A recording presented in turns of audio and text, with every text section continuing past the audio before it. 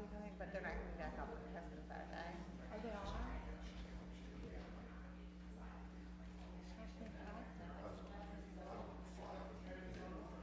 How far along is she now?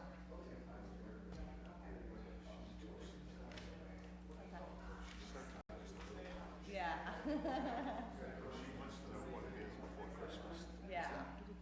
That way you could have like a gender reveal. Right. Well, that way we know what to buy too. Yeah.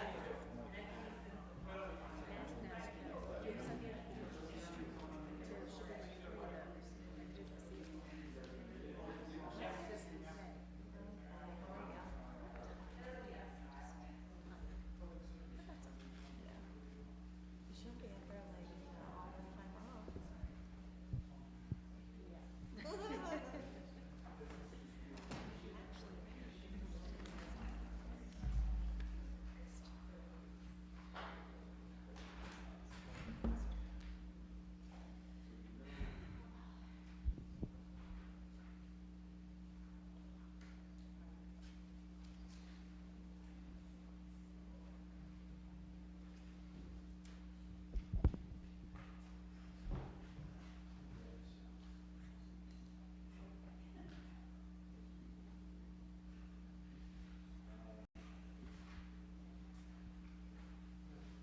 Did you miss the Christmas parade? You went to the Christmas parade?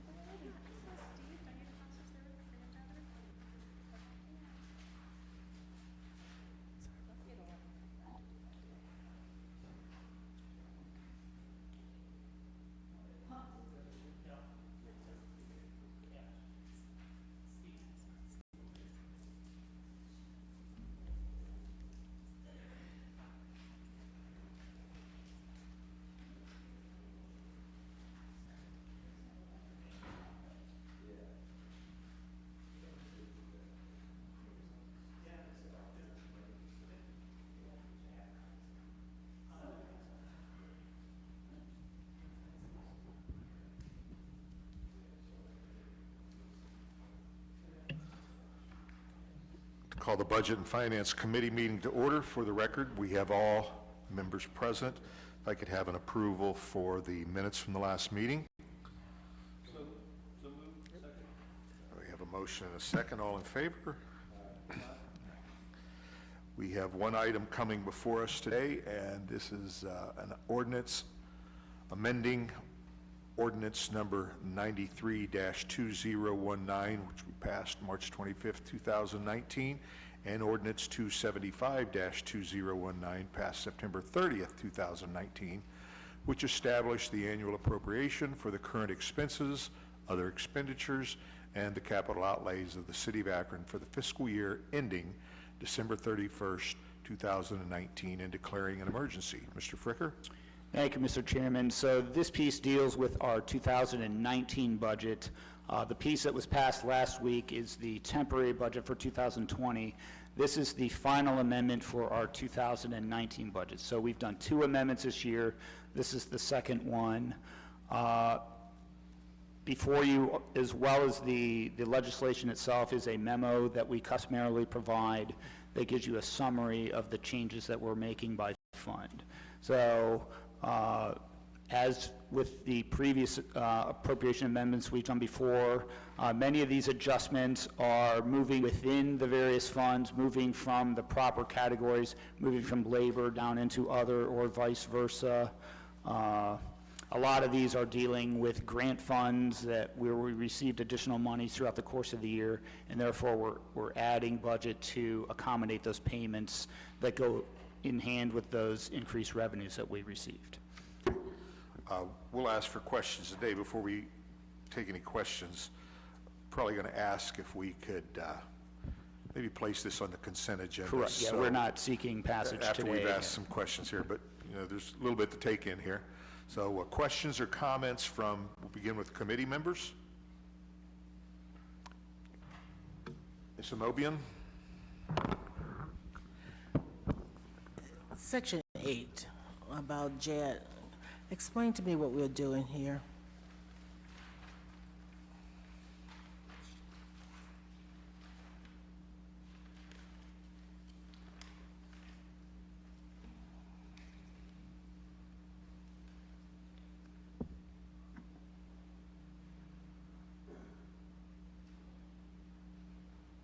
Yeah, so this is adding in multiple categories. The wage piece are some additional costs that we had in the Lock 3 operation. Just our part-time costs were slightly higher than what we budgeted. And then the other and outlay costs were capital items and contractual items that also exceeded what the original budget was. But we do have additional revenues that we've received with the tax growth in the JED fund, where we've seen increases in 3 of the 4 JEDs this year.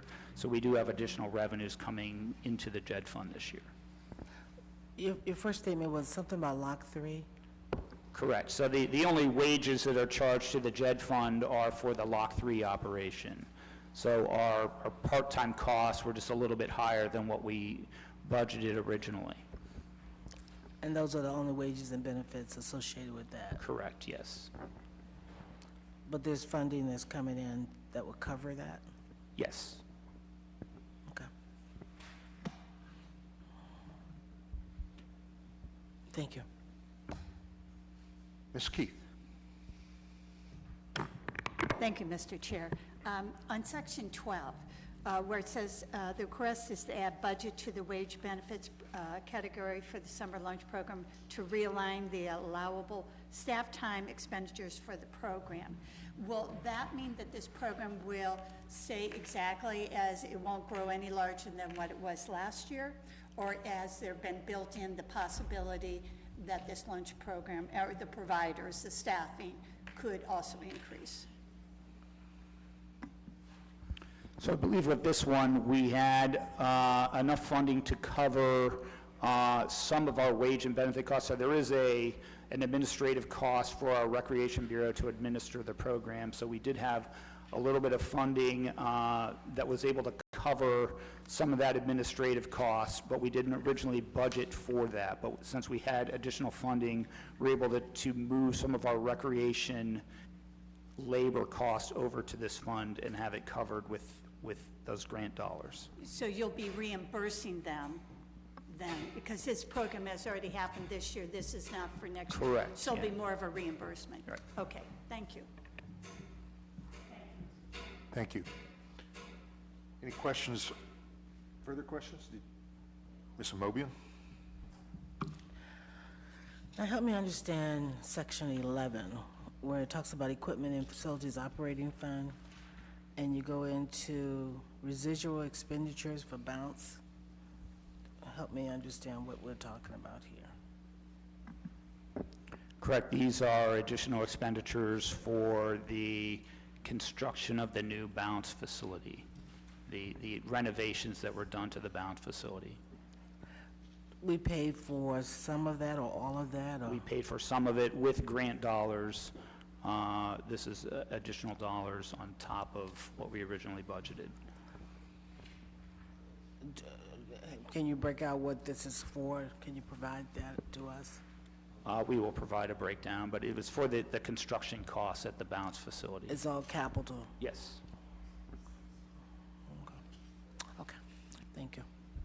Any other questions? We'll open it up to other council members in the chambers. Mr. Neal? Thank you, Mr. Chairman.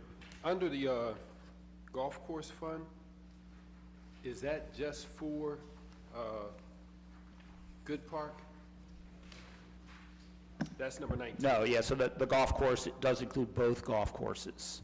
So we are, as you know, we operate Good Park ourselves, and then we contract with the First Tee to operate the Mud Run golf course. So the fund itself is a combination of both golf courses. Okay, I know we've had some discussion, because this ties into the discussion we've had about the soccer fields, which will come back up, since we found out that the contract with the soccer fields really is null and void. Any money that we spend there, my question with the golf course is, if we pretty much gave Mud Run to a group, why would we still have? We did not give possession of the golf course. We contracted out the operation of the golf course to the First Tee, yes.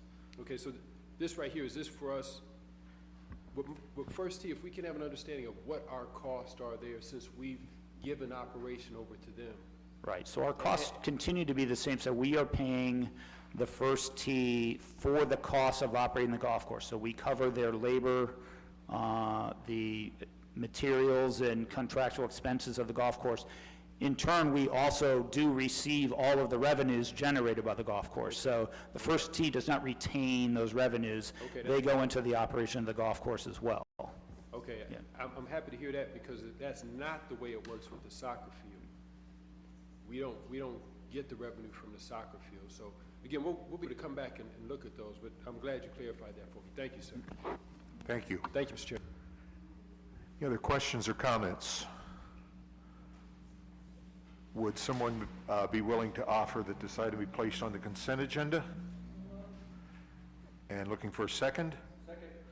All right, and who should we reach out to this week, Ms. Donnell, if we have further questions? Oh, you're saying no. Yeah. Yes, Ms. Donnell. Ms. Donnell, very good. Or Mr. Fricker if Ms. Donnell is on vacation. Okay. All right, we have a motion and a second for consent. All in favor, let it be known by saying aye. Aye. Opposed? All right, we'll see that item's placed on the consent agenda. Thank you. We are dismissed.